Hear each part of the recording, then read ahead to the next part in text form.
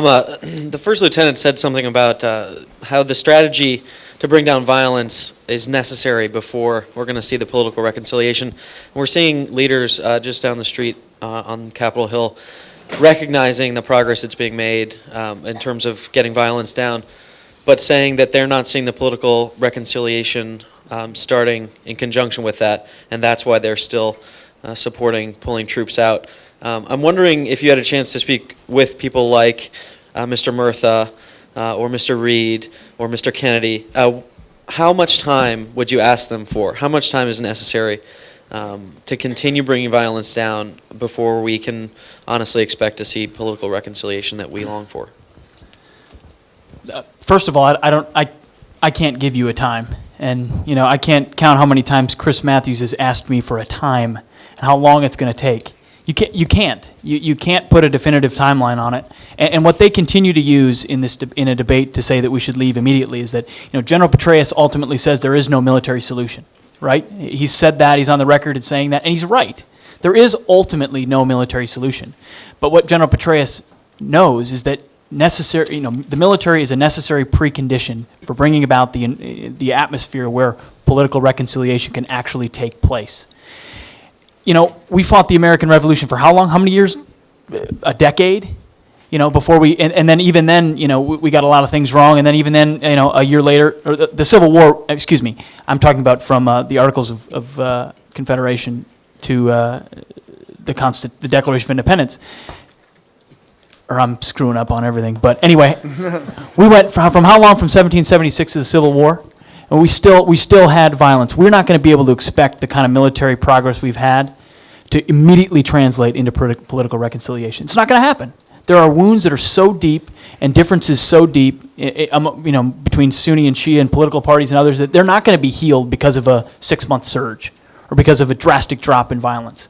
But what you will see are your average Iraqis standing up and saying, I'm not going to take it anymore. And when they talk about the occupiers like they do in Anbar province, they're not talking about the Americans. They're talking about Al-Qaeda.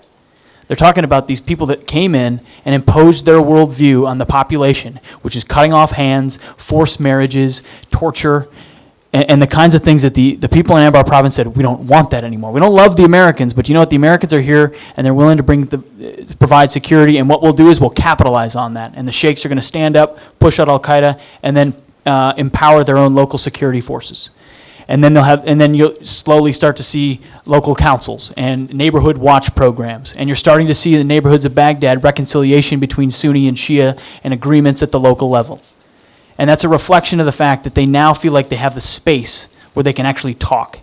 If you're more worried about going from the front door of your house to your place of work and getting, if you're more worried about getting blown up while you do that than anything else, what are you going to do to make concessions to someone that may be your enemy tomorrow? You have to create the space militarily for real political reconciliation. And there is no timeline. There will not be a timeline.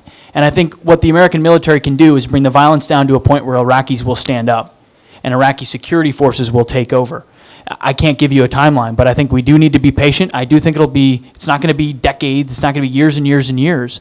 But it's going to take some more time, and the gains we have in order to cement them need to be cemented by the Iraqis, and we need to continue to be there in the near term to ensure that violence continues to go down. Because as I'm hearing from a captain that I was in Iraq with a year and a half ago, he said, Pete, you're not going to believe it. I'm in southern Baghdad, mixed neighborhood. The unit that was here, the number of attacks, they had daily attacks, and it was a terrible environment. He said, we're not bored, but we're pretty much monitoring the situation.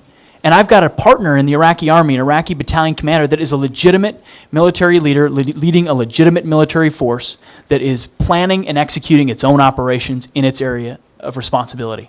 Something that was not even thought of. They said that you couldn't ago. even do that in 2004. Yeah. And this, I don't want to interrupt it, but no, go ahead. That question I can't tell you how many times we've been asked that. I sat down. I'm a New Yorker, so I sat down with Senator Clinton and her aides and people, and we asked, Senator Clinton. We said, what is wrong with the surge? What's wrong with success in Iraq? Why can't we acknowledge this? And the response, which is what the question was, is, how much more, the amount of money, how much more money do you need? How many more months is it going to take? Every time we give you more money and you give us something else happens, another bomb goes off, what is it going to take for this thing to finally have results? And I thought to myself, imagine asking that to Jerry Lewis at the Muscular Dystrophy Association. You know what, Jerry, I'm going to give you a check for $5,000 on Labor Day 2006. And he tells me he's this close to coming up with a cure. And then the next year, what does he tell me? He needs $5,000 again, and he's this close to coming up with a cure. Now, you wouldn't freak out if it was breast cancer, if it was AIDS research. We're not rallying and picketing the National Institute of Health why we can't come up with a cure for SARS. Why are we raising money for all these good? Because we understand that the ends are always going to justify the means when it comes to the greater good. If we're going to raise money to stop a disease or to stop or come up with a cure for cancer, we have patience, don't we? But when it comes to things military, when it comes to things that we can't control, like the rationalization of a guy who's going to put explosives on his chest and walk into an elementary school. Hey, Senator Clinton, I can't rationalize that for you. Why don't you go down to Qatar and hang out at the United Arab Emirates and do a healing tour there? I don't know. But the American servicemen and women are doing the best they can. And we can't always control what the enemy does. But every time they show their heads, we're going to smack them really hard. Okay? And as long as that takes, as long as it's going to take. But you would never ask that question of General MacArthur. You would never ask that question to any of the whether it was the Pacific Campaign or the European Theater. That question would never come up, because the reason why the Greatest Generation was great is because the World War II generation understood they had to win their war. That's why they're the greatest generation. They understood whatever it took, we're going to make it happen because we're at war. And that's why we are going to replace them as the greatester generation. But no, seriously, we need to know that. All right, I'm done now. I won't talk. Yes, sir. My question, I was going to ask basically the question that was just asked, but I want to extend this. If you go back to the history of World War II towards the end, when based on the casualty rates on Okinawa, they were estimating 1 million casualties in the invasion of Japan.